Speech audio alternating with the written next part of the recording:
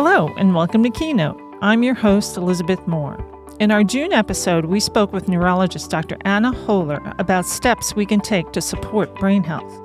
In this month's Keynote, Dr. Hohler shares information about migraine headaches, what causes them, who is most likely to get them, and the most effective treatments available.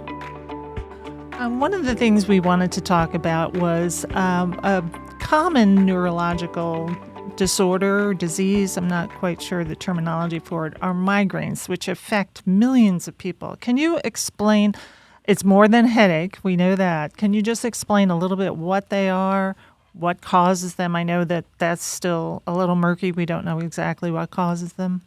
So migraines are neurologic changes that happen that cause most commonly a headache, although not universally 100% in everybody, that are typically moderate to severe in intensity, often with a throbbing or pulsatile quality, can be on one or both sides of the head, and can also be associated with other features, so sensitivity to light and loud noises, nausea, vomiting. Some people can have vision changes, and they might have areas that they can't see in their vision, or they might see sparkling lights, and that's called the aura or a visual aura. Some people actually can have very complex migraines where they might have sensation changes, speech changes, weakness, balance problems, etc. So those can be very complex as well.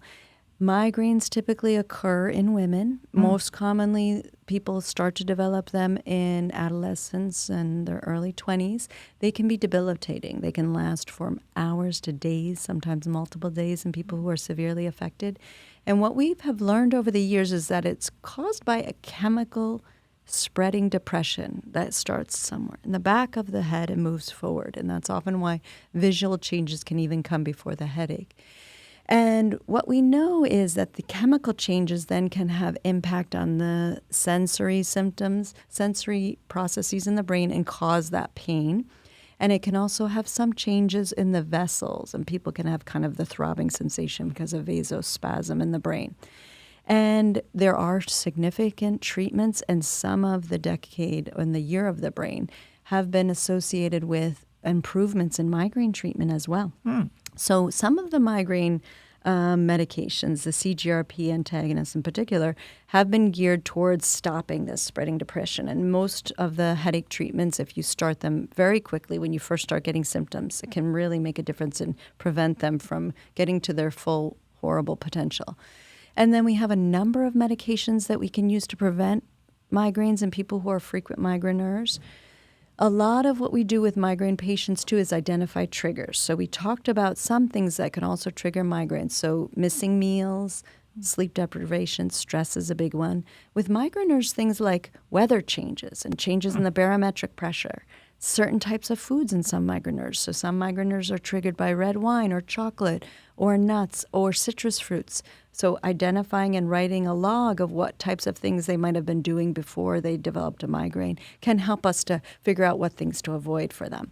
So we have whole patterns involved in terms of how we assess people with migraines, and the new treatments are really revolutionizing the way we get people treated in terms of their headaches and back to their good quality of life. And is there such a thing as prevention for migraines? If you're prone to them, do you just then have to manage them, or is there a way you can not get them? Yes, so there are preventative treatments that you can use. Some of these are injectables, some of them are oral therapies, and the neurologists have a whole armamentarium now that we can use a variety of different medicines, sometimes use alone, sometimes in combination, to make a huge difference in improving quality of life. And do migraines lead to anything further? Or if you have migraines, are you more susceptible to dementia or Parkinson's or other brain disorders? Great question. Some types of migraines, particularly those with complex features in certain individuals, may increase their risk for stroke.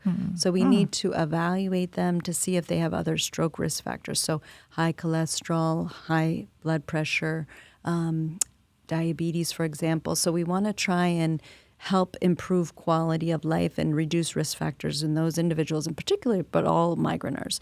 The other thing is stopping smoking can have a huge impact. So that's an important thing. And then with women, there's a huge often fluctuation in their hormones. And so a lot of women can be triggered by hormonal fluctuations and have their migraines associated with their cycle as well. So we can figure all of that out for them and help them with that.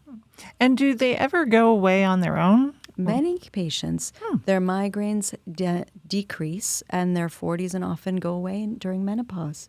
It's one of the benefits of menopause. Well, that's hopeful. Thank you. Yes, there are infrequently patients who develop their migraines later on, and oftentimes that gives us an idea that we need to look for other things that might be brewing in the brain, because traditionally migraines oftentimes are more of a younger type of a population type of an issue. Right. Okay. Well, that's great. Thank you. Thank you. For more information on what you heard today, please check our show notes. And remember, subscribe to Health is the Key wherever you get your podcasts. This podcast and its content are presented solely for general informational and entertainment purposes. The information and opinions provided on this podcast are not intended as legal or medical advice and do not constitute or serve as a substitute for professional medical or psychological treatment, diagnosis, therapy, or other types of professional intervention.